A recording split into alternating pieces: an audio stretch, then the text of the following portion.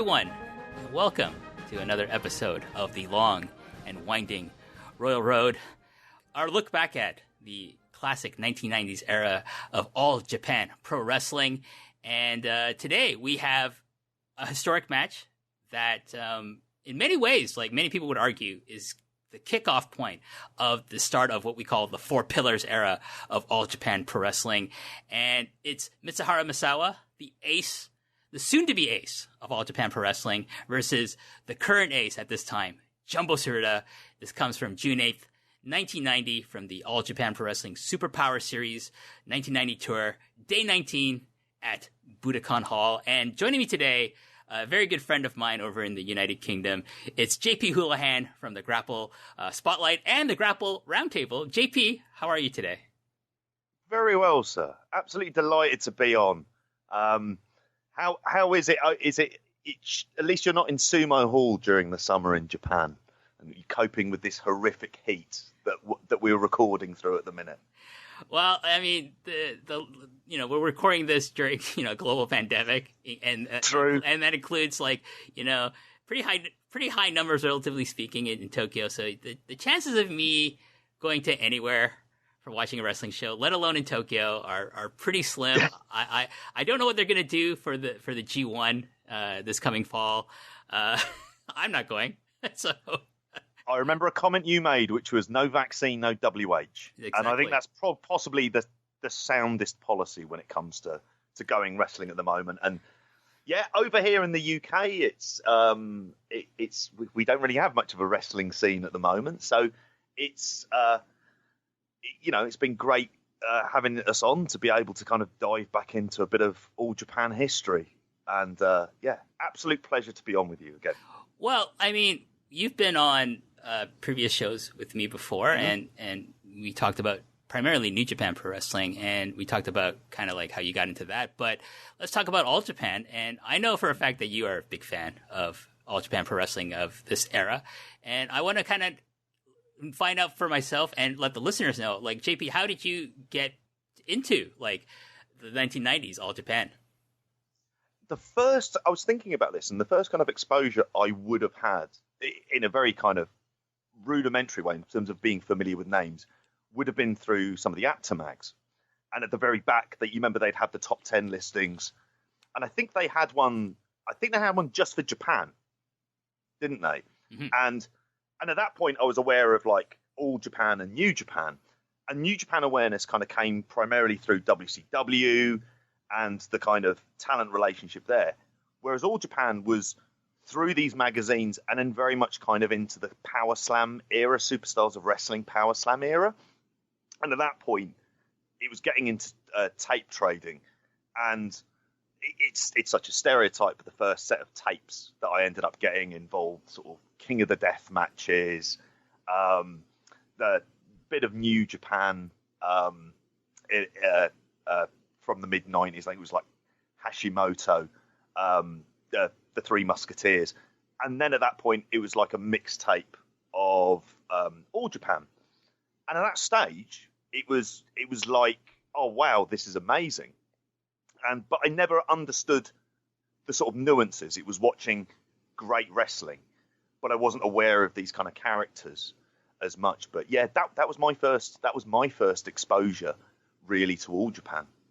And who would you say, like, of the wrestlers who are like the main event stars at that time in the company? Which ones, like which particular wrestler like really stood out for you? It's funny because I wouldn't say necessarily he was like a proper main eventer until sort of the latter part of the decade. But for me, it was always the Kobashi story, and it was the kind of inherent sympathy that he drew. And I don't know, it's sometimes I think it's just the sort of expression that he has as much as anything else. So Kobashi was always the one that I liked, but then also later on there was, he'd had the match with Joe and things with that as well. So, and I was watching Noah in that early part. So I always think that Kobashi is one that I've kind of felt more, and because he'd always take the fall and he's so good at selling, he was always the one I was most drawn to. Yeah, for me, it was always Kawada. Like, I don't know why. Like, I just saw this guy with, like black tights and yellow kick pads and just beating the shit out of people with like these massive kicks to their face. I was like, this guy's totally for me. I love this guy, but I also love Kobashi a lot. And I think for me, it was like the pecking order from like who I enjoyed watching the most was like Kawada, Kobashi, Misawa, and then Taue, and then mixed in there was like Jun Akiyama and of course Stan Hansen and Terry Gordy and Steve Williams in there as well. But yeah, so then later, actually, because like I didn't get into this until like the late 90s, so like I'm not super aware of Jumbo Tsuruta, who we're going to talk about today. But you know, going back to watch Jumbo in the early 90s and even earlier in his career, like, you know, when he's like wrestling for the AWA, he wins the AWA world title from Bockwinkel, and then he loses it to Rick Martel, and then Stan Hansen wins it from Rick Martel, which is kind of interesting, I think. But watching him back then and then seeing his progression, it's really interesting, and we'll talk about this during the review of this match, is how he's like this bridge from the 80s into the 90s and how he really fits both those styles. Oh yeah, he really does. I mean, in some ways he's like I was thinking about this, it's like he's very much two steps from Ricky Dozan, isn't he? So he's got obviously the bridge to Baba and taking that on from that kind of late 70s throughout the 80s as well. But he's like you'd think of him as he's part of the base for what the four pillars built upon. Without him and without this match, do we get the Misawa that what we ultimately get, and the kind of, you know, the hot streak that they had throughout the 90s. He is very much that kind of bridge, and he's a fascinating worker because of the amount of sort of American influence on him, I think, as well.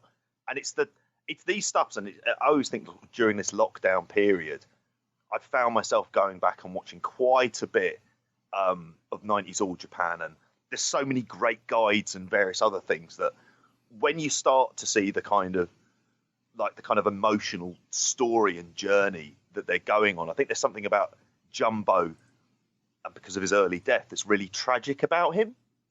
And I think that's one of the things that has really, like, I'm kind of really fascinated by Jumbo Tsuruta at this point.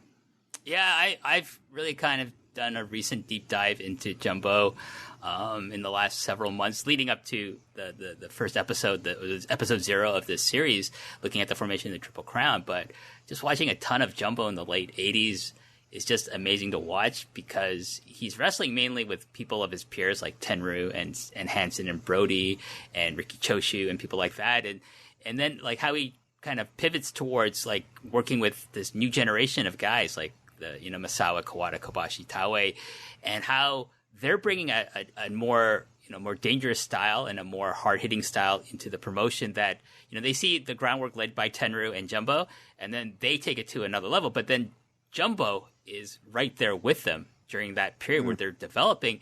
And also it's also worthy to note that, Stan Hansen, another guy who started in the 70s, worked throughout the 80s, is also keeping pace with them. And these guys are now in their 40s, or hitting 40. And it's amazing to see, the wear and tear, on their bodies from the 80s is not really stopping them from working this new 90s style that's just taking over all of Japan, not just in All Japan, but New Japan and in various other promotions as well. Oh yeah, it's amazing how much he kind of keeps up at points, and I think also it plays really well into the kind of narratives around Jumbo as the kind of the guy who's on the downturn, and there's so much of him proving that he can still keep up, and he's having to work this very dynamic style. I mean, especially in this match, because Misawa as a wrestler is still sort of between the Misawa that we know and Tiger Mask 2 in terms of his style. That's, and that feels very deliberate, and it's a natural kind of evolution of where he progresses from. But it's a hell of a job that they're managing to keep up, and for the duration of these matches as well. I mean, between this and the rematch, I think they're both about 20. I mean, this one's 23 minutes. I think that the rematch is sort of closer to about sort of 27. So you've noticed with a lot of these matches is, as much as they're working kind of rest holds, they're not really downtime, and he's keeping pace with them throughout all of this, which for a big guy like Jumbo is a hell of an achievement. Yeah, definitely. And he's he's about to hit 40. I think he's still 49 at the time of this match, but he's either 40, he's just going to hit 40, and he's put his body through a lot of wear and tear. But let's talk about this match. It's from June 8th, 1990, and I'm going to give a bit of a background before we get into it here, JP. So it's important to note that just before this match earlier in the year, Jinichiro Tenryu, who was going to be kind of the new ace of the company, he was, even though he's kind of a peer of Jumbo, he's kind of in that 1B position. He just won the Triple Crown, and the thing with him was that he had left All Japan. He resigned from the company. He went to form a company called Super World Sports. And this left, All Japan promoter Giant Baba with a bit of a quandary, as, Jumbo is about to hit his 40s and had spent the last decade, basically destroying his body in wars, not only with Tenryu, but with Stan Hansen, with Bruiser Brody, Riki Choshu, among a ton of other wrestlers. And, Baba, saw this vacuum being created in his company, and he desperately needed to elevate his younger talent. And he decided the person to spearhead that particular movement was Mitsuharu Misawa. And now, talking about Misawa here, at this time, Misawa was still wrestling as Tiger Mask 2, a gimmick that All Japan had kind of licensed away from New Japan Pro Wrestling. And he as Tiger Mask 2, it was very unremarkable. JP, I don't know, have you seen the Tiger Mask 2 Bret Hart match? No, I haven't. You don't have to bother. It's kind of shit, actually. It's surprisingly not good, because here are two of the best workers in the history of wrestling, and they don't have a good match. I think part of politics was probably a big factor in that, and I maybe Misawa and Bret just weren't clicking, and probably would never have clicked, because I think Bret wouldn't have really liked the All Japan style of hitting really hard. Yeah, I was going to say, in terms of stylistically, and sometimes you like to think, okay, sort of opposite styles make matches. That's not a style if one person is working really stiff and the other one doesn't like to work it that way and prides themselves on not sort of taking injuries and not causing any injuries as well. I could kind of see how that could happen. I'm intrigued now you mention it, but also I always think of the stuff that I have seen of the Tiger Mask 2 run. It's not a very spectacular run. It's not that he's obviously not a bad wrestler or anything like that, but it doesn't seem. It's almost like the moment that he takes off the mask is the real significance of Tiger Mask 2 itself. Yeah, so there's a tag match that he has with Toshiaki Kawada as his partner, and they're fighting. Who are they fighting? Samson Fuyuki and Yoshiaki Yatsu, and just a random tag match. And then at some point, Misawa tells Kawada, "Hey, take this mask off of me," and then Kawada's like, "Okay," and he takes it off. Takes off that mask and he throws it into the ground. It's just this albatross that was around his neck, and he just got rid of it. And the fans go nuts. They're chanting his name. They know who he is. They know that that's Misawa under that mask. And obviously, it's very clear that the fans were clamoring to see Mitsuharu Misawa. They didn't want to see him as Tiger Mask 2. They wanted to see the real person, the rookie that they probably were following before his excursion to Mexico and before he came back as Tiger Mask 2. And so it's just amazing. And you can see why, Baba, went with him, because of this charisma, this connection he had already had with the fans, even though he was wrestling under a mask for maybe a year or two before this. Oh yeah. And he looks so young as well, doesn't he? And even in the rematch, which is only a couple of months later, he looks a lot more grizzled, I think, after this match as well. But it is that kind of crowd charisma, and you see the way that they pop when Kawada takes off the mask and then he throws it off into the crowd. They completely lose it. It's obviously playing into the thing that, this atmosphere you hear from this match. I mean, it's kind of intangible, and it's not like, it's not like the man was. It's a kind of unusual charisma, isn't it? It's not like it's kind of great, kind of what we would think these days, or could he cut a promo? Because even after this match, it seems like he's somewhat quite shy and subdued still. He isn't someone who's like a big talker. But his charisma is just that kind of sheer stoicism. And also, I know you're going to mention it as well, but it's that elbow, and it's that elbow to Jumbo that I think in many ways changes the perception of what maybe a lot of the All Japan audience saw him at that time. definitely.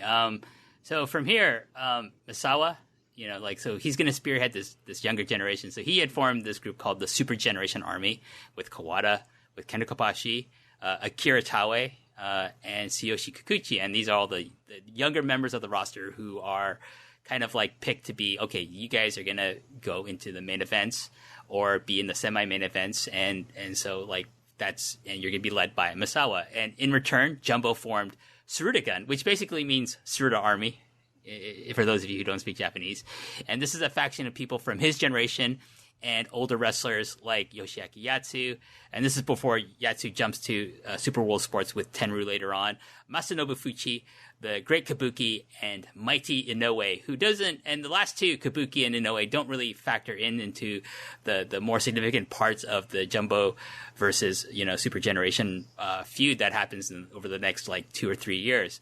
Tsuruta would later get bolstered when, they get their own younger talents to jump ship over to their side with the acquisition of Akira Taue. And also, later on, we would see the inclusion of a young junior heavyweight by the name of Yoshinari Agawa, who is still wrestling to this day in Pro Wrestling Noah, JP. Isn't he a champion there as well? I think he's one half of the tag champions at this. He is one half. Which, from having seen the sort of latest Noah show, it was something I saw when he popped up, and I was like, oh my God, like 2020, here we are. But yeah, it was. I loved the idea of the Taue move, just because it obviously kind of sets him apart, and he wasn't as sort of naturally charismatic as the other. But it's also it makes a lot of sense. If you want to be the ace, why wouldn't you want to learn from the ace as well, rather than being kind of against them? So is it really as close to a kind of angle per se as sort of All Japan do around this time? Yeah, I mean, they have angles, like, throughout their history. But this is kind of like, I would say, like the encompassing program in the company, that everything kind of takes a back seat to. Like, I mean, here's the thing, like the match we're going to talk about, this headlined this Budokan show, not the Triple Crown title match between, I think it was Stan Hansen and Terry Gordy. That's how much Baba thought of this program between Jumbo and Misawa, that he made it the main event, not the title match for the top belt in his company, which, is just telling, right? But also, like, I think that's, if you headline that, if you don't headline with that, I think the Triple Crown match is probably really going to be disappointing for people. Yeah, absolutely. And it's, I mean, we get to the kind of essence of the feud, isn't it? And it's one of the kind of great stories of, you've got the battle for the ace of the promotion, and you've got the ace who's been on top pretty much as like the kind of big native star, and he's on the downturn with the guy who's clearly on the rise as well. And it's that kind of foreboding feeling that kind of creates, and the kind of emotions that happen around it. I mean, with the benefit of hindsight, I mean, there are so many sort of, I heard stories that he went to Jumbo about the idea for the 4 pillars, and it was something that Jumbo went, yeah, this is what we could do. But it's a phenomenal feud, and like you say, how could you have any other match like following this? You'd have to headline with it, and also it would have been the ultimate test it would have been the confirmation for him that Misawa is the guy to go with, and he is a draw if he's able to get this kind of reaction in a sold out Budokan. Yeah, so, and before we get to the match itself, so we got to talk about a key match in the Super Generation Army versus Tsuruta feud. And this happens on May 26th, 1990 at Korakuen Hall, where the team of Misawa, Kenta Kobashi, and Akira Taue take on Jumbo Tsuruta, Masafuchi, and the Great Kabuki. And JP, it's during this match, Jumbo basically bullies and beats up all 3 Super Generation Army members. But at one point, Misawa has had enough of this shit and just levels Jumbo off of the apron with his elbow strike to Jumbo's face. And it has to be said that Jumbo's selling of this elbow was tremendous. I mean, he looked like he was knocked out cold by it, to the point where no one was paying attention to what was going on in the ring while Jumbo was lying on the floor. Like, everyone was like, is he okay? Oh my God, did Misawa really,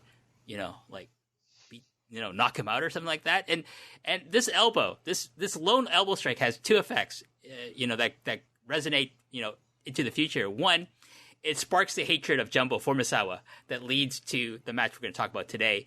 And number two, it starts the establishment of this elbow as one of the Misawa's most dangerous weapons and one of the most deadliest, strikes in all of, All Japan Pro Wrestling, which is, considering, like, we're talking about Kawada's kicks, we're talking about Kobashi and Stan Hansen's lariats, we're talking about, the Johnny Ace's Ace Crusher. Well, we're not talking about Johnny Ace's Ace Crusher, but, you know what I mean. But, this is a legendary move to the point where, like, someone like, Chris Hero basically adopts it and it's his finisher, and it's directly lifted from Mitsuharu Misawa. It is, isn't it? And it is the thing it's this elbow that becomes the thing that kind of makes him. It sounds really silly to say this, just like a strike of an elbow, but it kind of makes him just. It's almost like the separation away from the moveset he would have had with Tiger Mask 2 as well. It's the kind of harder. It adds like the harder edge to Misawa for it, and like you say, the selling of it when I've seen that is just absolutely tremendous on Jumbo's part, and it just like you say in that. It's funny to say that in this day and age when we think of how convoluted booking can get. And you see such a simple thing as an elbow strike leading to someone going down. And that is part of your build and the kind of, obviously, the kind of pull apart that happens as a result of that. The way that it kind of explodes really into this. Oh, yeah, I mean, like, as you're saying, like, as soon as Jumbo recovers, he immediately just goes after Misawa. Like, he mounts him, he's trying to beat the shit out of him, and they have to do a pull apart. It's generating all this tremendous heat. So, like, you can imagine everyone in Korakuen Hall at that show is like, oh my God, I have to see these two fight in a singles match. And so that brings us to, June 8th at the Budokan Hall. And there's a very famous apocryphal story. I don't know how true this is, but it basically... It details like Giant Baba's booking decision. So it's said that, Baba up to this day was deciding who's going to go over. Jumbo, Misawa, but at the Budokan, like the day of the show, he decides that Misawa was going to go over because he was amazed at the chance of Misawa before the show. He was amazed at like the response Misawa was getting during the tour leading up to the show. And like in between, apparently during lulls between each match on the show, JP, like people were buzzing about him or chanting his name, and like apparently his merchandise was selling incredibly well. Like Baba went out to the merchandise table to see how well people's merchandise is selling. He's like, oh, all Misawa's shit is gone. Oh my God! Like, okay, so from there, he sends a messenger to Jumbo's locker room saying Misawa's going over, and then Jumbo sends the messenger back asking, double count out, DQ, what's the finish? And then Baba says, no, clean finish. You're putting him over. And that's the great thing about Giant Baba. And I think one of the keys to the success of All Japan was that Baba's word was final. No one fucked with Giant Baba. Like most of the people that worked for him respected him, but also they understood that his word is final. Like if you don't like his booking decision, you can not come back to work for him. Yeah. Exactly. And you need that, don't you? You need that kind of, almost in a sense, that person who is not afraid enough to kind of say that. And it's funny, you think of a lot of wrestlers who would have really lost the plot a bit about being asked to do that kind of on the fly. And I can imagine he would have been possibly a bit pissed off behind the scenes. But I also like to think he's smart enough to realise where this is going, and that in the wake of Tenryu leading, that it's like, okay, this is like quite a shift from what we would normally do, but maybe that's the thing that kind of jolts things up.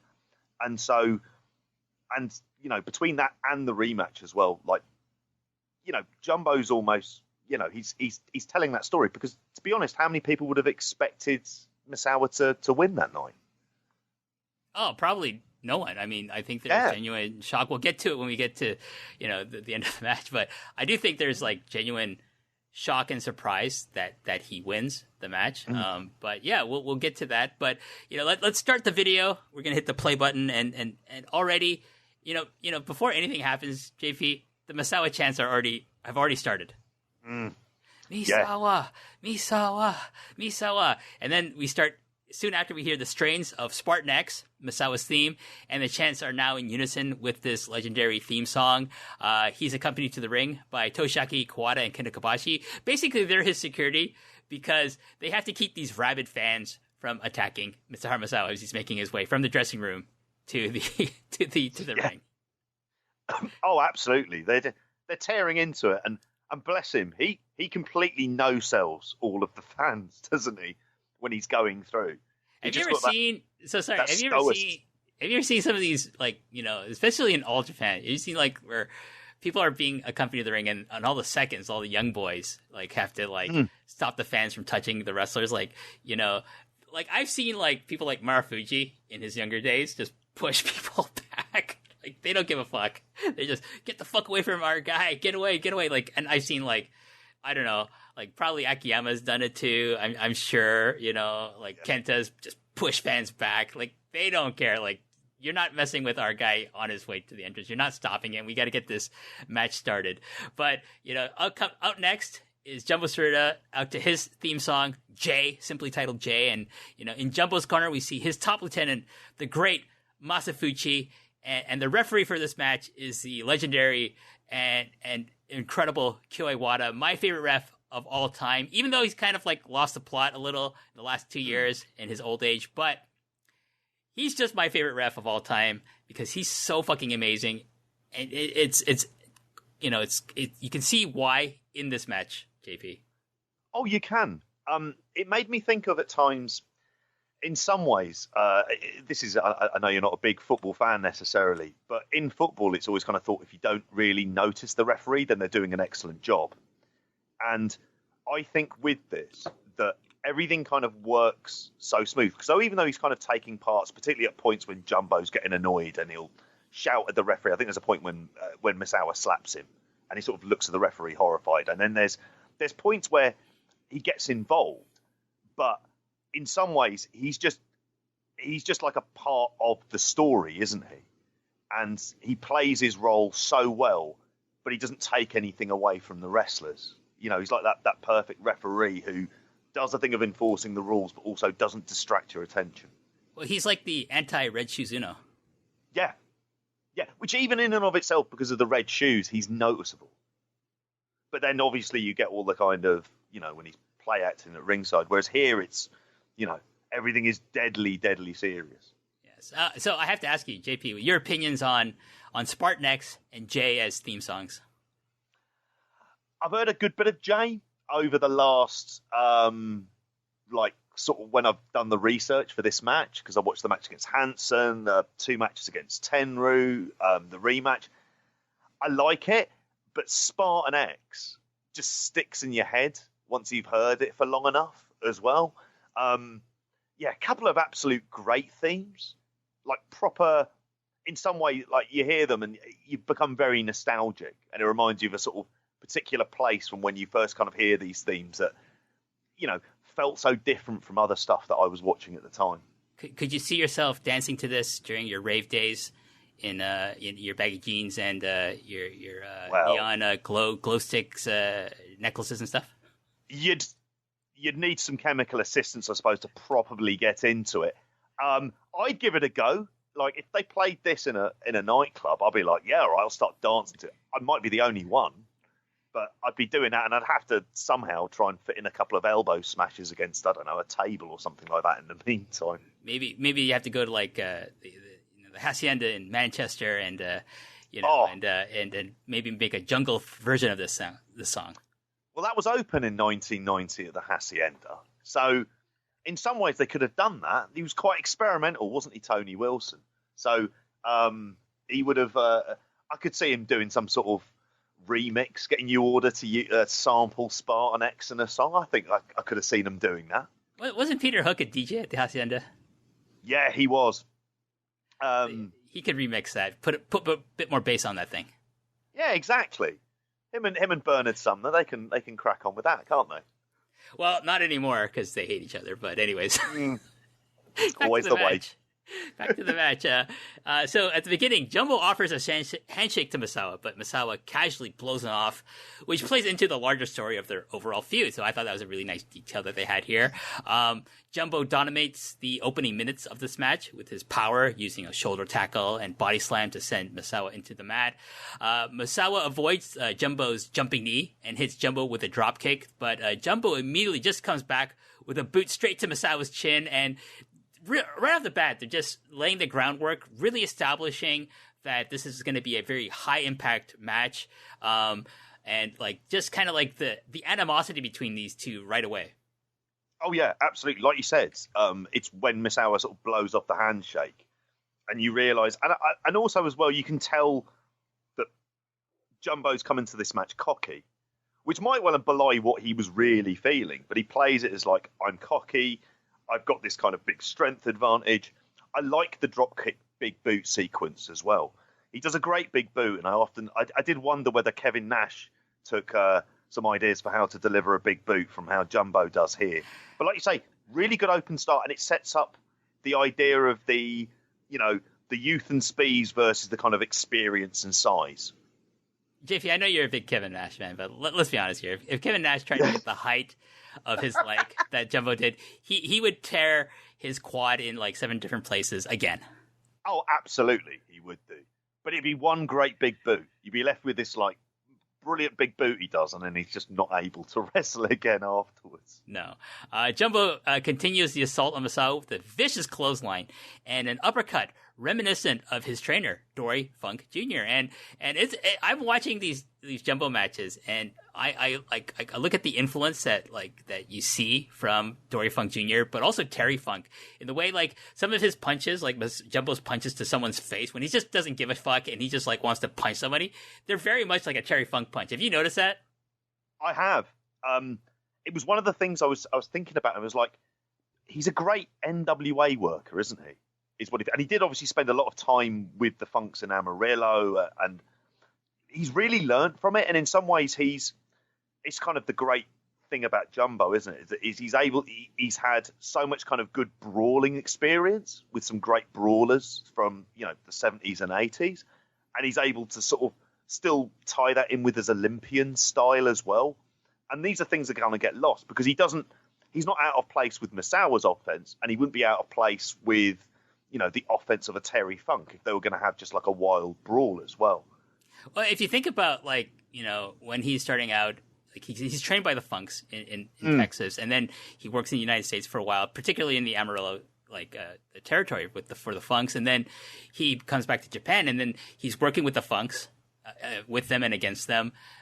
He's working Stan Hansen, he's working Bruiser Brody, he's working Abdul the Butcher. So obviously these are all things that he's absorbing through working with these legendary figures, especially a lot of these guys are really great brawlers, and he doesn't necessarily become a brawler himself. I would never say he's a brawler type wrestler. I think Minoru Suzuki, oddly enough, is more of a brawler style wrestler than Jumbo Tsuruta, even though he doesn't have that kind of background with the kind of people that Jumbo has. But Jumbo knows his strength is that he's an awesome wrestler, and so he mixes the brawling with the wrestling in a perfect blend, in my opinion.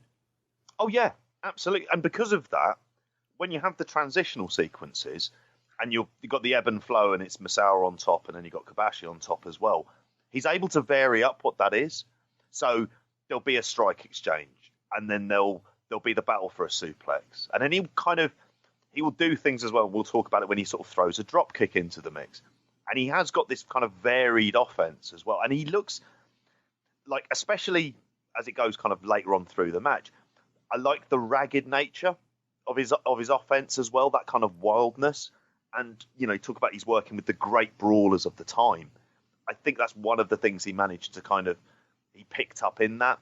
And he just subtly brings it in rather than bringing in it's being too overt with it, because he's still sort of staying true to himself as a former Olympian, that he should be utilizing wrestling first and foremost. From here, Misawa avoids Jumbo's deadly backdrop suplex and uses the momentum to get a pin attempt on him. And this is a recurring strategy throughout this match from both, Misawa and Jumbo, but more so Misawa. He's trying to use the momentum of, Jumbo's moves of like Jumbo's inertia in some of the bigger moves he does, like the backdrop suplex, clotheslines, things like that, German suplexes against him. And this is kind of where like his junior heavyweight style kind of comes into play. Oh yeah, absolutely, and it's. I think the idea as well is that like Jumbo's comfortable being able to do these moves and be dominant, but he's up against someone who has such a sort of defined advantage over him in terms of him being a junior wrestler not that long ago and still having that kind of flashy move set that he's able to kind of reverse. And like you say, it's the constant theme, isn't it? It's about how the kind of experience of knowing when to use the momentum of your opponent against them. Yeah, from here, Misawa sends Jumbo to the outside with a sliding dropkick and follows up with his signature flip over the top rope onto the apron.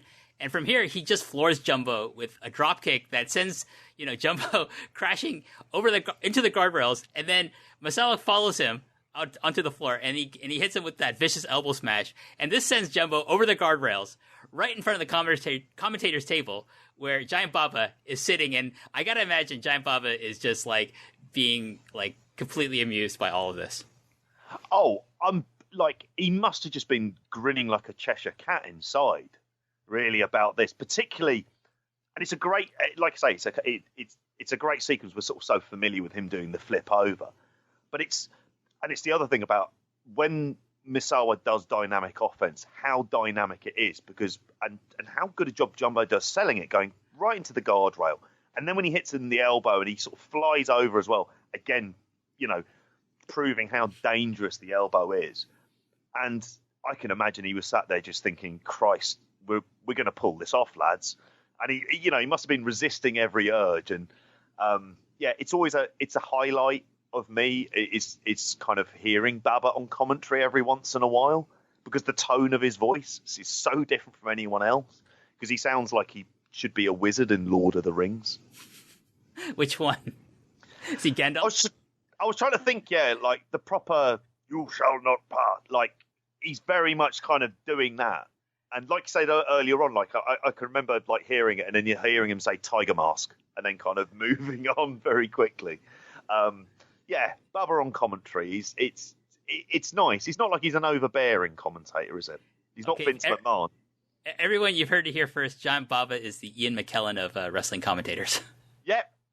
Hey, that's high praise. High praise. I'm a big Ian McKellen fan. I think he has a great voice as well as an actor. From here, Jumbo tries to get back into the ring, but Misawa continues with the elbow shots, knocking Jumbo off the apron again. And then he follows up with the plancha over the top rope. Again, just another example of Misawa incorporating this high-flying style that he used as Tiger Mask 2, and that he would use like throughout the, even the later stages of his career into like the late 90s.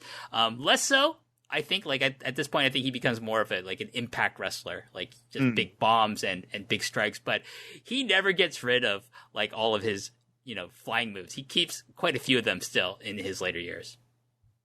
Which is good, isn't it? Because in some ways that's the story of the character, isn't it? His excursion to Mexico and the things he would have learned and the things he would have learned as part of his role as Tiger Mask 2. And then being able to kind of just pull off those high impact moves when they matter the most, while still being able to kind of incorporating the very much the famous striking style that we think of him today. Jumbo finally gets back in and is now really weary of Misawa and spends a couple of minutes just keeping his distance while getting his bearings back. Just the sign of a great veteran. Misawa goes back to his elbow shots. And there's this great moment, JP, where you see Masafuchi on the floor just admonishing Kyo Iwata about the possible illegality of these elbows, which I just thought was a great moment. It's a great moment because if you don't notice it, it doesn't detract from the match. But if you see it, I just think it just kind of enhances it in just that little bit, Oh, yeah, I think it really does. And it's the kind of thing you notice on those kind of second, third viewings. And I don't know, I remember seeing that on the second viewing of that. And it's great. But it's also, there's the points when you can hear a Kawada or a Kobashi, like, when he's in the Boston Crab, and you can just hear them yell Misawa in order to kind of wake him up to do that. And the role of the seconds being there as well, which it's great. And again, it adds to the drama. Yeah, from here, they actually, they slow the pace down at this point. They're trading holds back and forth, and including a sequence of reversals of, like, I don't know what this move is called, where they hold each other's arms behind their opponent's back. I was trying to think for that. It's like a reverse test of strength, where one of the people stood with their hands behind their back, if that makes sense. But he's still able to turn it round, though. Yeah, just like it's. I don't know exactly what this move is called. It's hard to describe. It's so simple, but it's hard to describe. But anyways, that's what they do for a good portion of this part of the match. Finally, Misawa gets the better of that particular sequence, doing a backwards drop kick to Jumbo. Misawa gets a control segment with a standing hammerlock on Jumbo Tsuruta. There's a collar and elbow lockup that sees Misawa slap Jumbo in the face instead of giving a clean break. And this is a mistake of sorts on Misawa's part, because this really pisses Jumbo off. If he wasn't pissed off before this point, JP, he is now pissed off at this punk for doing this. Oh, it's great, isn't it?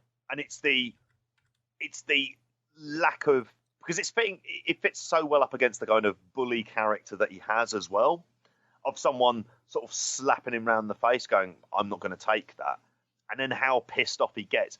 But he's quite canny as well, because he also, it's not like he kind of completely loses his shit and just starts kind of laying into him, isn't it?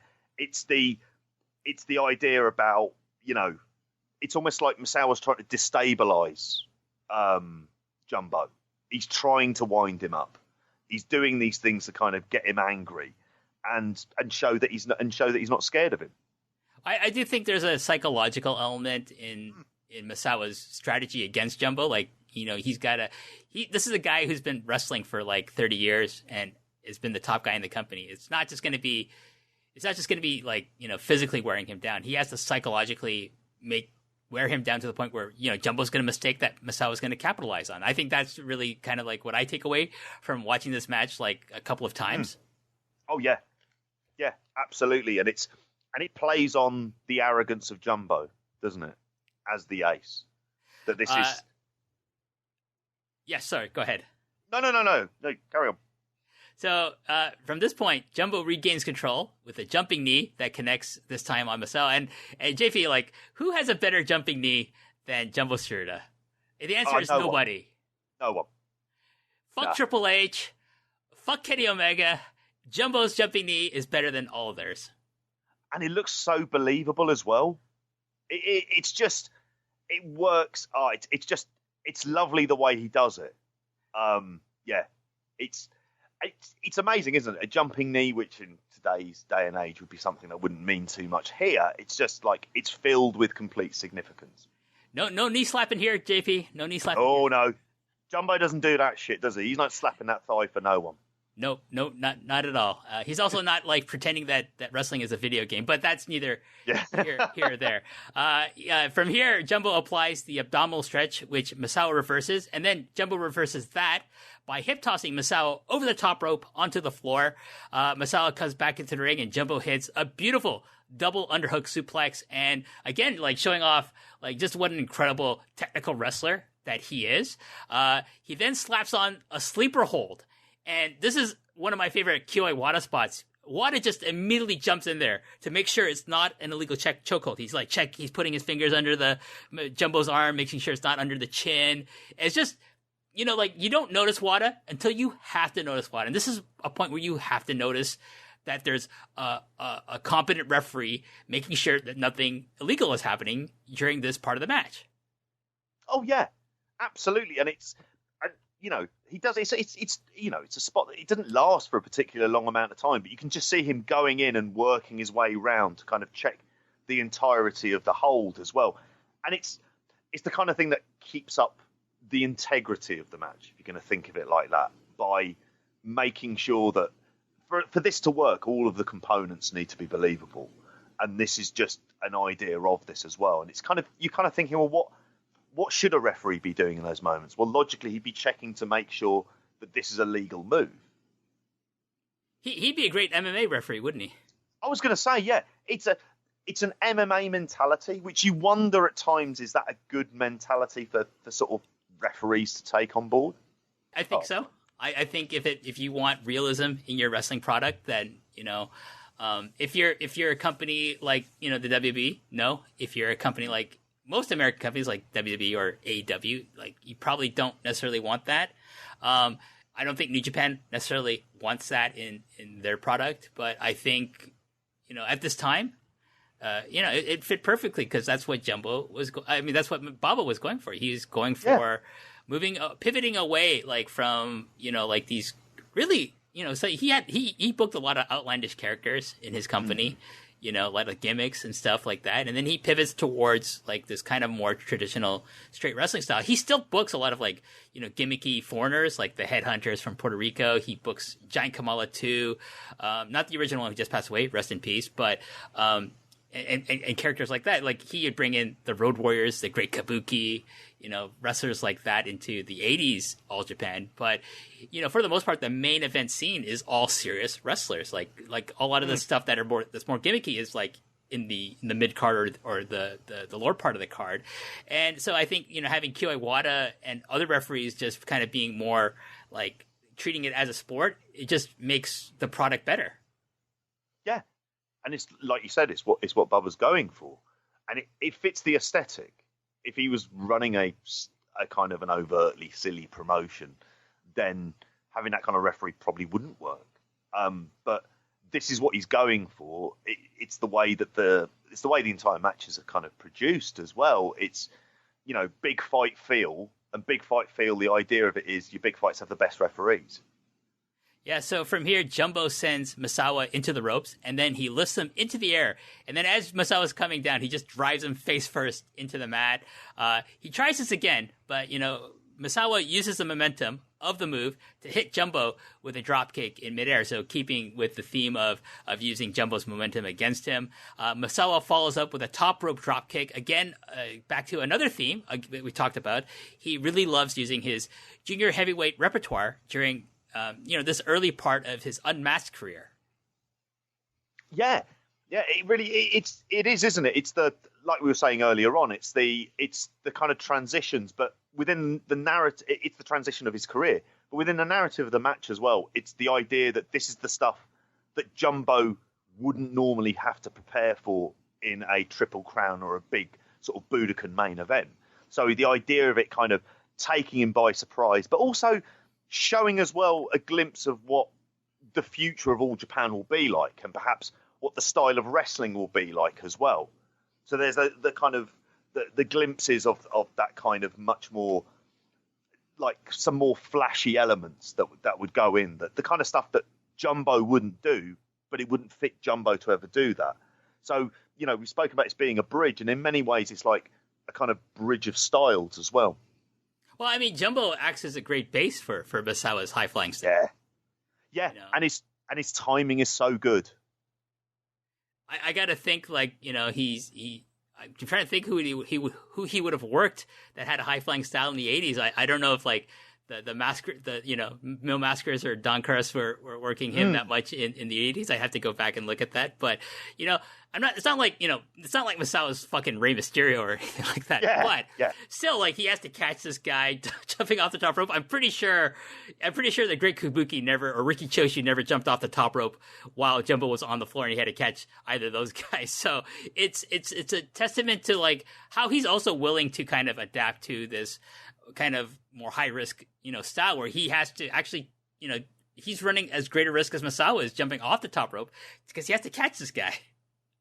Yeah, and I don't know how he kind of feels with it as well, but it again works because he does a great kind of baffled face, Jumbo, at points where it just appears like, what the hell is going on around me? I'm not normally in this kind of situation.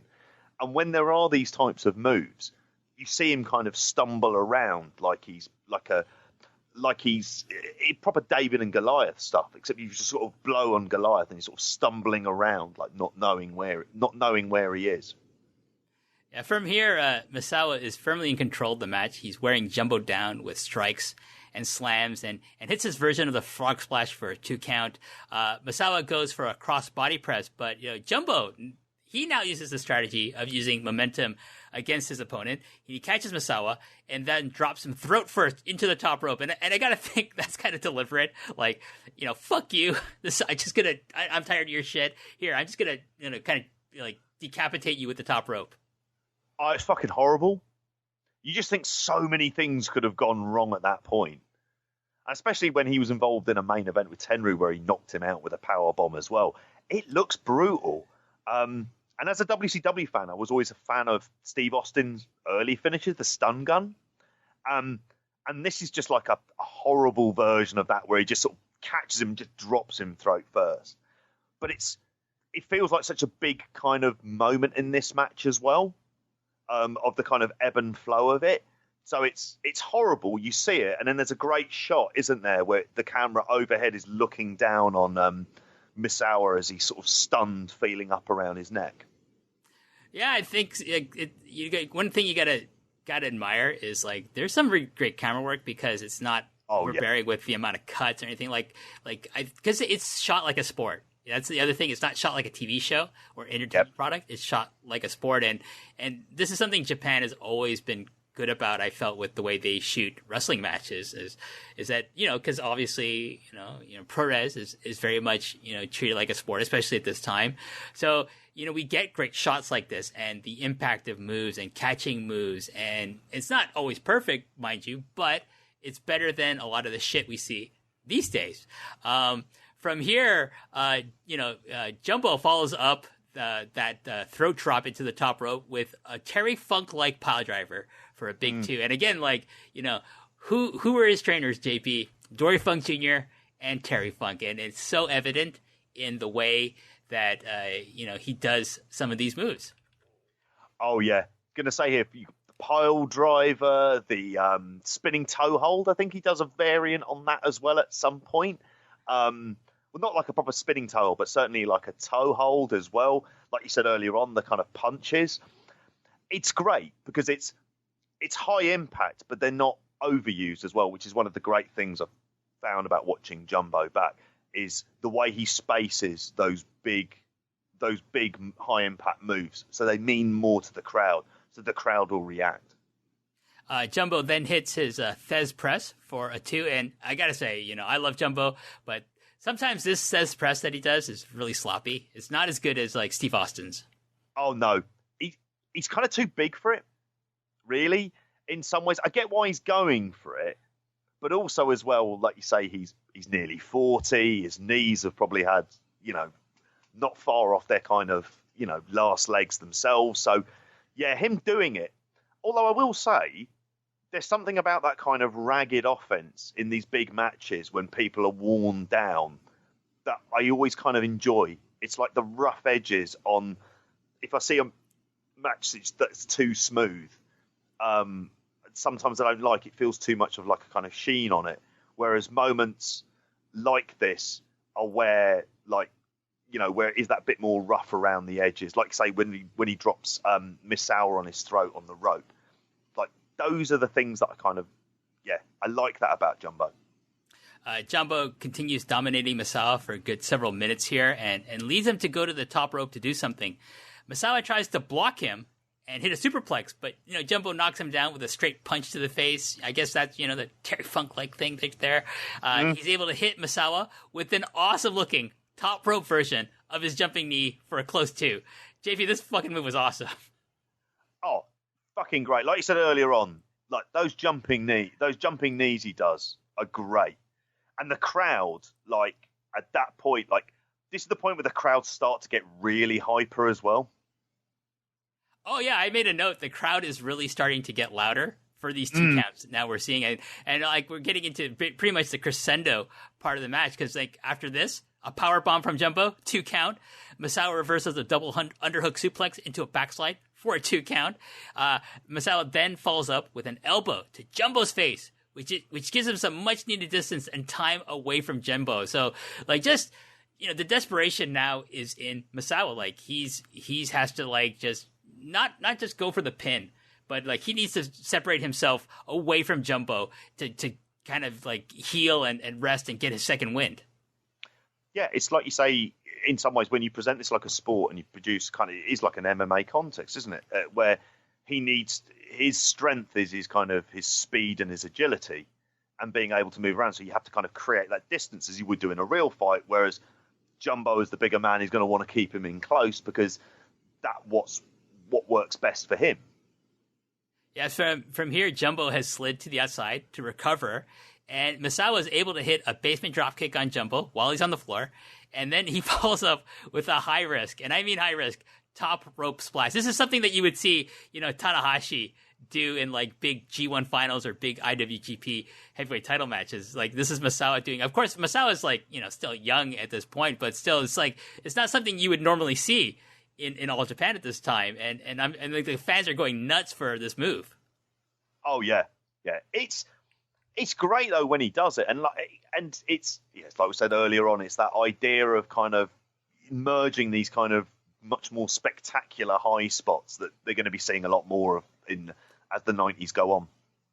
Back in the ring, and both men are jockeying for position.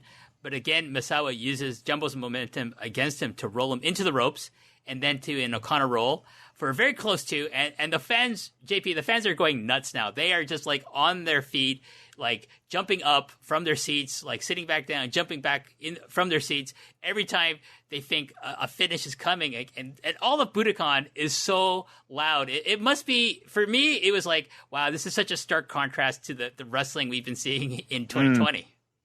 Oh, yeah.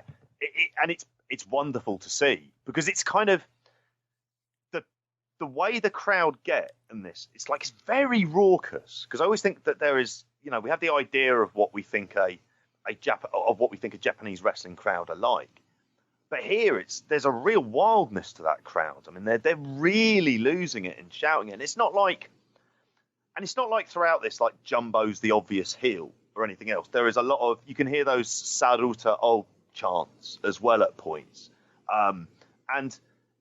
but at the same time, they're so behind Misawa as well. They really want him to win this, and it's great. And it's the thing that adds into the kind of folklore around the match. Misawa hits a spinning heel kick to Jumbo's face and tries for a frog splash, but Jumbo gets his knees up and immediately covers Misawa for two. I don't know why, but like people getting hit in the face in All Japan just makes me laugh. Yeah, and there's a lot of it. Christ, when Kawada really starts getting on the scene, then at that point. But yeah, I liked how Jumbo plays possum for the second frog splash as well, and then and again within that kind of narrative logic of the match, like when he goes for that kind of Boston Crab as well, the idea that that's the thing that would ground that type of offense from him. There's a big Misawa chant. Like, oh yeah, now just consistently going on amongst the people in Budokan Hall. Misawa. It's the great thing about Misawa's name is that it's so easy to chant. It's perfect, isn't it? I mean, in some ways you've got that though also with Kawada, and you've got that with Kobashi as well, isn't it? They've set themselves up well phonetically for some really high-powered chants. Oh yeah, like Hansen's kind of the odd man out. Hansen. Because you need like 3 syllables. He's only got 2. Like exactly. It's like with Jumbo's name. Jumbo, like they add an extra O for the phonetic effect. But Hansen is kind of hard to do. Johnny Ace doesn't really lend itself either to chants. Well, that's okay. He's never a huge star in All Japan Pro Wrestling. Yeah, I'm gonna be eating my words. Though, JP, if someone picks a fucking, global, energetic, tough tag match with Kobashi and Johnny Ace and the Patriot in it that I have to review, and then I have to maybe eat my words and say, Johnny Ace wasn't bad in All Japan. But anyways, we're not here to talk about Johnny Ace. I don't want to get bogged down by Johnny Ace talk. Anyways, where am I here? Vicious body slam into a vicious Boston Crab from Jumbo onto Misawa, but Misawa is thankfully too close to the ropes. Jumbo lariat, big 2 count, and I love, like we talk about, Stan Hansen's lariat. I fucking love Jumbo Tsuruta's lariat, JP. It's a thing of beauty. It is. It's great. And it's quite controlled, isn't it? Compared to like Hansen, where it's just like, I'm blind and I'm going to take your head off and you just got to hope for the best on these things. But it's such a good impact move from him as well. And it kind of, it's the way he kind of mixes up his offense, doesn't he? And it's a great lariat in a time of very fine lariats, in the best company in the world for lariats. Exactly. Jumbo goes for the backdrop suplex, but Misawa is positioned really close to the corner, so he's able to kick off with the top turnbuckle, and again uses the momentum of this move to escape what would surely be the end of the match for him if Jumbo was able to hit it. There's a German suplex with a bridge from Misawa, but Jumbo barely kicks out at 2.9, not 2, 2.9 JP. Like, it's really fucking close. Oh, it is, and they lose their shit, and it's a lovely German as well, which I don't know if you notice it throughout this match. There's not. One of the things we always think of All Japan is the kind of serious amount of head and neck trauma. But in this match, in some ways, there isn't any of those kind of really horrific kind of on the proper kind of neck drop kind of moments throughout this. And it's such it's a lovely German for it as well. And it's the fact that the angle you see it from the camera, it's like he's facing the camera, Jumbo, when he takes it back. So you can kind of just see his face, that he pulls a kind of like, oh shit face as he's going backwards, and it's for the 2.9. It's great. Jumbo reverses a Tiger Driver attempt into a bridge pin for only a 2 count here. Jumbo sends Misawa into the corner, where Misawa rebounds into a body press attempt, but Jumbo answers with a Misawa-like elbow of his own to the top of Misawa's head. But JP, he makes a crucial mistake, because this elbow strike to Misawa's head hurts his elbow as much as, like, I'm sure the shot to Misawa's head did to Misawa. Yeah, it's a great moment, because it's so good in terms of how he hits him, and it's just the way he crumbles over to the other side of the ring, and he just starts shaking his elbow at that point. And it's this idea that I kind of like throughout this match, where Jumbo has, like, obviously each wrestler has their strengths and their weaknesses, but it's very kind of apparent that Misawa's weaknesses he's working on, and he's going to get better, and he's going to get a lot better over time. Whereas for some of these things, I think for Jumbo, there's a realization that that's a weakness, and that he's not going to be able to remedy it, because he's heading towards the kind of the end. He's closer to the end of his career than he is to the beginning, and he's kind of turned over from that. So the idea of him holding his elbow because he hasn't got an elbow like Misawa's is a great little moment. I mean, my theory, JP, is that, Jumbo's elbow is obviously not as calcified or calloused as Misawa's. Obviously, Misawa's been training it Muay Thai style, hitting the punching bag or a stone pillar with his elbow to, like, really get it hard. And so, yeah. Like a Van Damme routine and, say, kickboxer. Exactly. Like, he's elbow boxing, Yeah. That's what Misawa's doing, but, like, Jumbo's not doing this. So this hurts him as much as it does Misawa. And Jumbo's selling of just, this part of this match, this elbow, like his elbow hurting, it's incredible. Like, I don't know, like, how many people talk about Jumbo and, like, how awesome he is at selling. Like, I think he might be one of the top 3 sellers in the history of all of professional wrestling. Well, do you know why? It's because because he doesn't oversell, and he has the great thing of absorbing punishment but not wanting to show it. Whereas towards the end of this, he's becoming ragged, and so it's hitting him now. It's having that real impact, and he spaces out when he should be feeling like that, when he's kind of on the ropes. Yeah, I would agree with you on that. It's in some ways because we don't have the overkill of him selling. It just gives whatever selling, the real kind of overselling that he does, has so much more significance to it. Like you mentioned earlier on in the 6-man tag with the elbow, that's so important. I mean, that the whole start of this, in some ways, is entirely dependent on a sell job from Jumbo Tsuruta. That kind of gives the momentum for this match, and then where it goes from there. So, I mean, his selling is absolutely integral to it. From here, like, he has another chance to sell something, because Jumbo tries for a drop kick while Misawa is on the ropes, but Misawa avoids it, and Jumbo crotches himself into the ropes poor Jumbo. He does a really good sell job here. I don't know if it's actually selling or it's actually like this really hurt him. I think he hurt his knackers, in fairness. But he does it so well. It's like a really fun... Because he jumps on and he kind of does a bit of a wild swing and then goes back in. And there's that kind of impact. And it's like you've been saying about this as well. And obviously in the fantastic sort of Joseph Moncillo series. And he talks a lot about momentum of that. And this is like the kind of perfect moment, isn't it? To illustrate Misawa's understanding of how to use the opponent's momentum against them. Oh, definitely. And like, you know, if you want, you know, like we're getting to the close of this match, JP. Maybe I'm going to let you take it out, but like, you know, definitely, you know, Joseph Monticello, the episode 0 guest, does a wonderful series about this match that people should go, you know, watch after they listen to this podcast. But when we get to the finish, JP, do you have notes for the finish of this match? I did. So like one of the things that I really like is so they kind of it's what is it? Jumbo tries to go for the suplex, and then basically Misawa goes behind, kind of reversal, and it's almost like Jumbo tries something that really shouldn't be in his wheelhouse when he tries to sort of turn it into a reversal into the pin attempt, but it also plays into the whole momentum because he rolls over, gets the 2, but also at the same time it's like Misawa uses the weight of Jumbo against him to roll over and kind of get the 3.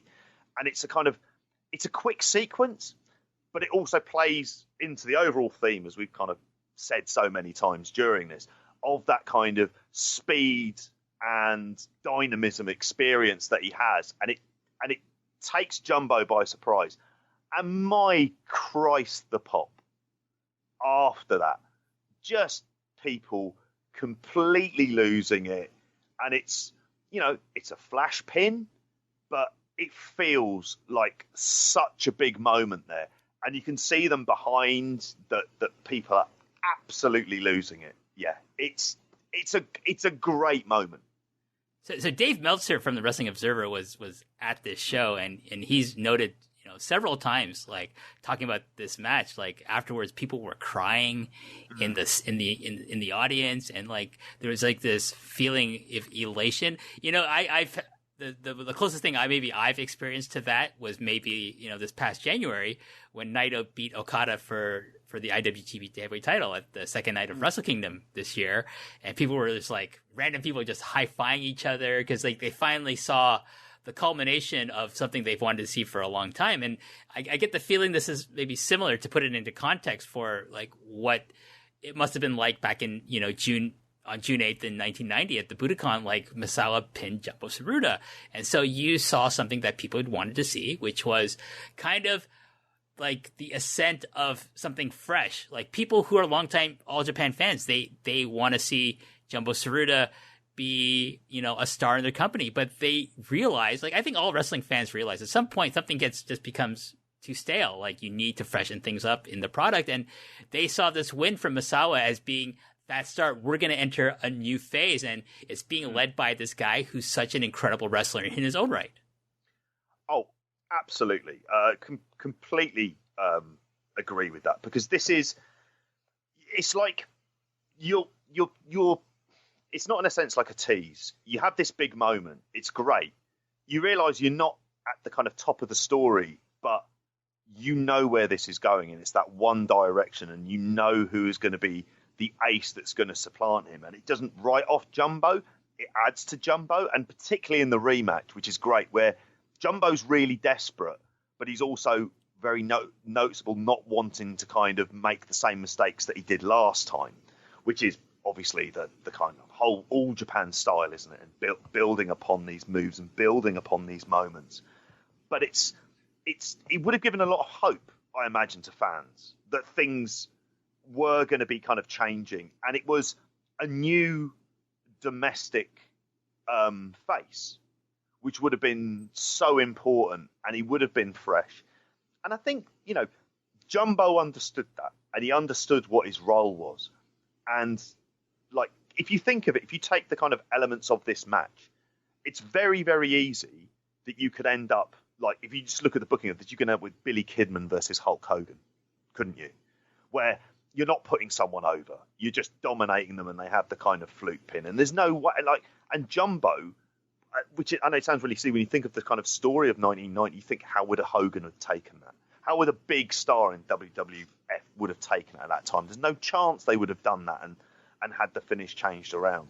Whereas here, Jumbo does it. He does it the right way. He doesn't lose anything, obviously. You've got the absolute mad hype then for the rematch. And Misawa is built up as a star, and he's on that level. And then it would have been a case where you're looking at the other people there who are in the ring as well and how they're going to play a part in this. It would have been a tremendously exciting time. Because like you say, it would have been the staleness of, having these kind of, a Gordy versus Hansen match for a Triple Crown. I think ultimately the fans, like a lot of fans do, they like that idea of the kind of hometown heroes, don't they?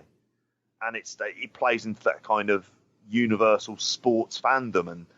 And very much Bubba at that point, he's setting up saying, right, we've got a new generation coming through. And by the way, they're class.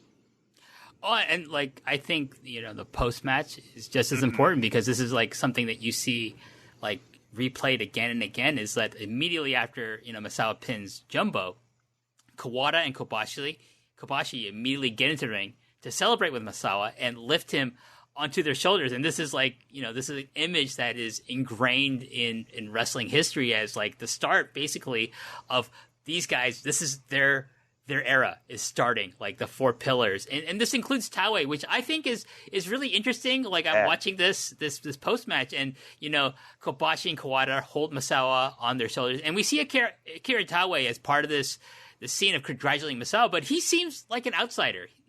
He's just kind of patting Misawa on the back. And while this trio is physically connected to each other, with this, them hoisting Misawa onto their shoulders. And I'm not sure if this is deliberate or not. I don't know if this is foreshadowing, but it seems Taue is kind of indicating that he's eventually going to defect away from the Super Generation Army, because he knows he's fucked. Because okay, Misawa's number 1, Kawada's 2, Kobashi is 3, and then I'm 4, and then Kikuchi's 5. But I don't want to be 4. I at least want to be number 2. I'm not going to be number 2 with fucking Kawada there, because Kawada's the guy everyone knows is, the guy after Misawa, and then Kobashi's going to be right after, Kawada, if not surpass him later on in the years. But Taue knows, I'm fucked. I can't be in this group anymore. Wait, look over there. There's Jumbo. Who's he got on his team? Bunch of old dudes. Maybe he needs some fresh blood. So, later on, Akira Taue brilliantly, either on his own part or probably on Giant Baba's part, joins Tsuruta Gun to become, Jumbo Tsuruta's tag team partner. And I talked about a match of theirs in the last episode, JP, but they form an awesome tag team. Taue and Jumbo is just magic, and it does wonders for, I think, Taue's career. Oh yeah, and because in some he'll never receive the credit that the others do, but the role that he plays, in particularly as well, the feud he has with Kawada, and what that generally does for that kind of semi-main, but for raising them up, then the series of tags, then you get the Holy Demon Army, all of these kind of factors, and it works. And it was funny when, and again, I'm kind of looking out for these things now with the benefit of hindsight, looking back in time at it. When you're watching that and you just see Taue come up and it's just a pat on the back and then he's kind of gone. And like you say, you can see Kawada, you can see Kobashi, who's just got an enormous smile on his face as well throughout it. And I suppose as well, they themselves inside as wrestlers would have known, right, we are going to be moving on to another stage of this. And it's not, even though Misawa might well be the ace, we're going to be obviously part of these all of these storylines as well for the upcoming future. And I think in order to make Taue stand out, it was the best move to get him with Jumbo. And like you said, it makes sense that why be the number 4 in one group when you're going to be the number 2 in the other, and that the number 1 isn't going to be around forever. Oh yeah, and then I mean, he eternally becomes a number 2 because, like you said, you mentioned the Holy Demon Army, which is the tag team of Kawada and Taue. Obviously, Kawada is the number 1 in that group. But, the thing is Taue gets his taste of the Triple Crown eventually. Like, it's not like he gets left out. Like, Misawa holds it, Kawada holds it, Kobashi holds it, and Taue holds the belt as well. So it's or the 3 belts in this case. It does wonders. I don't think he would have gotten that taste necessarily if he was, if Baba kept him in the Super Generation Army, if he was the number 4 guy. Like, look at, like Kikuchi. Kikuchi was never going to get there necessarily because he's a junior heavyweight. So he's not going to get a taste of the Triple Crown. But, like, I think also, like, Taue moving over, and we'll talk about this, I'm sure someone's going to pick at one of the amazing multi-man tag matches that the Super Generation versus Tsuruta Guns produces that we're going to talk about Kikuchi. And of course, I talked a lot about Kikuchi in the last episode with Daniel Makabe, but, like, there's a lot of, like, benefits of, like, how, Giant Baba kind of moves these chess pieces onto, like, into making these teams and, like, creating these programs within the overall program. Like you say, Kawada versus Taue and Misawa versus Jumbo. And then Masafuchi just being an asshole to everyone else. Yeah. Yeah. It's like, it's the things that you love about wrestling the most, isn't it? Where you've got this very interesting cast of characters and you can maneuver them about, and they've all got the kind of stories, and it's the sheer depth of Kawada versus Misawa going back to their high school days and the rest of it. There's so many kind of extra layers and levels, which is why this stuff, we're talking that this match happens, we're just over 30 years ago. And it, God, this holds up. Like, this is something that you kind of think, this is essential viewing. And it's also reminds you of the stuff that certainly I love most about wrestling, and it's the idea of these characters being true to themselves. So even when they do bad things, you know why they're doing it. It makes sense for them to do it. You may not agree with them doing it necessarily. So you speak about Taue. It makes sense for him to do that. It makes sense for Kawada later on to kind of have his feud with Misawa. All of these things are logical.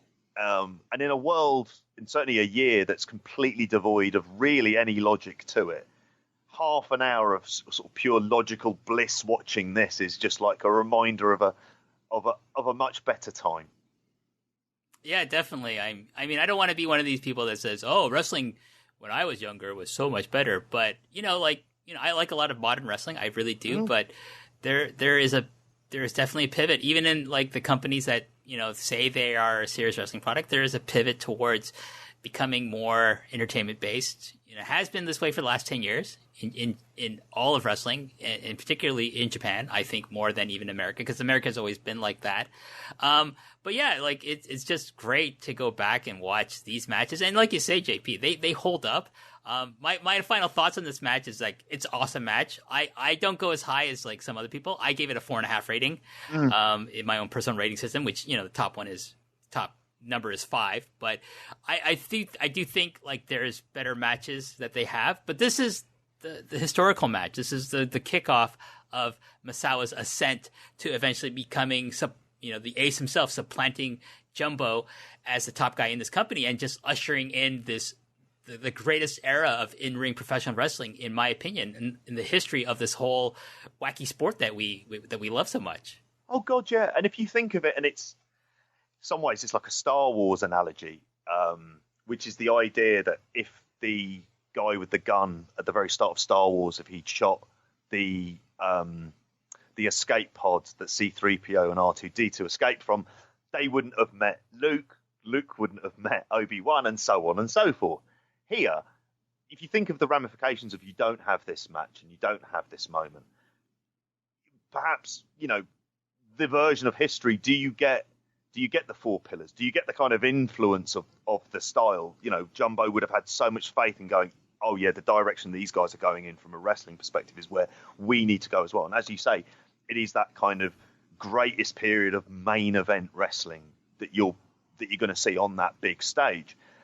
But without this match, you don't get 4 pillars, which then all the other people who have been so influenced from it, and I suppose the most obvious one would be someone like an Eddie Kingston. Do you even get an Eddie Kingston? as a result of that. It's the influence of this, and it's so important for where wrestling goes worldwide. I mean, even outside of all Japan, the influence of it to this day, it's, you get old people like us banging on about how great this match from 30 years ago is. And we say it for a reason. It's not done out of nostalgia. It's like I say, 4.5. I think the rematch is better because it's so dramatic and it plays off so much stuff in this as well. And I would watch both of them as a kind of companion piece to this. But this is, I don't know whether you say it, this is like, it's one of the high points of wrestling. It is, definitely. And to your point, you say, do we get someone like Eddie Kingston if we don't have the Four Pillars era in the 1990s? But I would say, do we get, the last 10 years of New Japan Pro Wrestling events if we don't have this? Because, I will tell you straight up, if you think that, the foundation of the main event scene of New Japan Pro Wrestling with Tanahashi, Okada, Naito, Ibushi, Kenny Omega, AJ Styles, even, if you think that comes from Strong Style, like the Three Musketeers era, it doesn't. It actually comes from this. This crosses over, King's Road crosses over to where, Strong Style is now copying King's Road, in my opinion. That might be a controversial take, and maybe some New Japan stans are going to get upset with me. I don't care. It doesn't matter to me. But, that's what I think, because, there is a clear demarcation from the time of, Tanahashi's era of him being on top to this shift into more of a kind of King's Road element. There's still elements of what you would consider Strong Style. I mean, these are very ephemeral terms, obviously. You can't really, concretely say this is Strong Style, this is King's Road, but you know what I'm talking about, JP, right? Oh, absolutely. I completely agree. I just think the Gaijins they got in, they replaced the big brawlers with technicians. That's what they did to fit the kind of athletic style of what we would have these days. It's a very, when you say it seems kind of obvious, really, that they would take from it because it's the most logical. And if you've got those 4 or 5 people on top, you need to tell that kind of story because you always need to keep an interest in all of them. So and if you're gonna, and everything is everything is taken from everything else, isn't it, and adapted. It's the same in any kind of popular culture, music, books, films, etc. It would be silly not to be influenced by one of the greatest periods of booking that has ever existed in wrestling. It's bad not to take an influence from it. Well, I mean, it's been said that, Tanahashi's favorite wrestler when he was growing up was Kenta Kobashi. Mm. So he was obviously a huge All Japan fan of the 1990s. So that's the kind of thing that he brings into going into, when he joins the New Japan dojos. Obviously he's influenced by, his senpais before him, Nagata and Kojima and Tenzan, people like that. And of course with, Muto and Chono and people like that. But, you can always tell, when he becomes the main eventer, it's very clear to see that, hey, I'm gonna take all the stuff I loved as a kid and try to bring it into this, this scene, to this company that I'm in, that I'm the leader of now.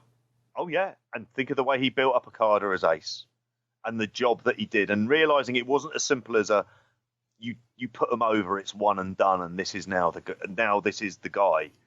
He knew what all of the things that Okada needed in order to reach that next level, and I think in this match you notice that with Jumbo, he knew all of the things that Misawa needed to show in order to prove to an audience that this guy is going to be the ace in the future.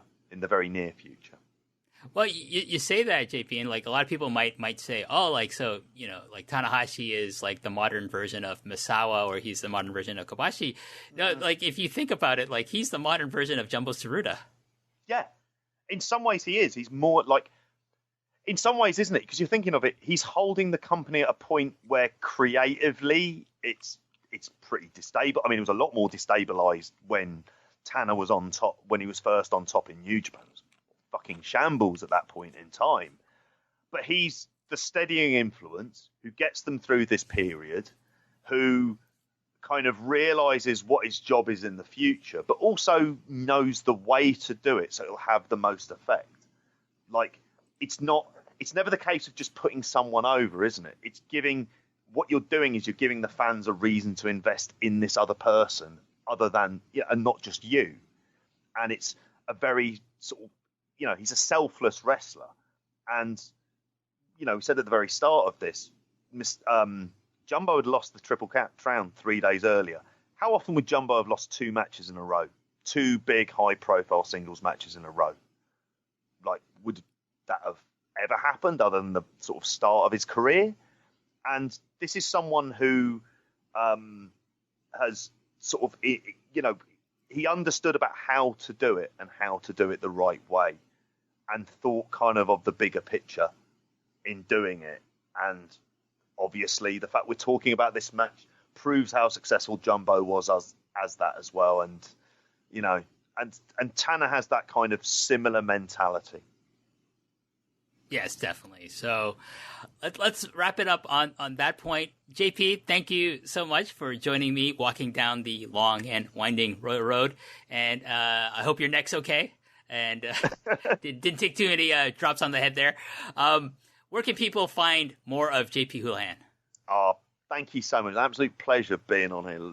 Loved it. Again, you can find more of me. I'm on Grappl Spotlight, but also Grappl Roundtable, which you can subscribe to at grapple.podbean.com, or all other podcast providers. Put in Grappl, Grappl. You can find me at Twitter at JP Jippy as well, 3 E's. And you can find me on Twitter at WHPark9. You can also find me every month with John Pollock on Post PURORESU.